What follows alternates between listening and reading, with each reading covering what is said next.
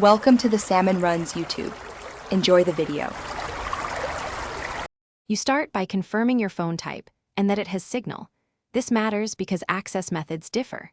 Next, press the lock screen's emergency or SOS button. This bypasses the passcode so you can call 911 or your local emergency number. Once done, make sure to select the call option shown. Why? Because the phone will restrict other functions, but allows outbound emergency calls and displays limited medical/ICE info for responders. You should tap emergency, then enter the number if required, or simply press the displayed emergency call button. Devices differ, but the goal is the same. Speak clearly and state location, nature of emergency, injuries, and any hazards so dispatch can prioritize help.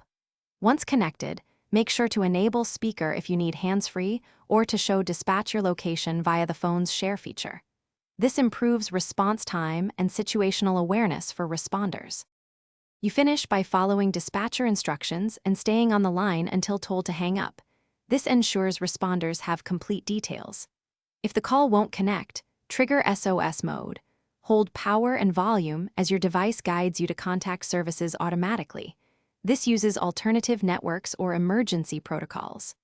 Make sure to move to an open area for better signal, try Wi-Fi calling if available, and if problems persist, attract nearby attention while keeping the locks.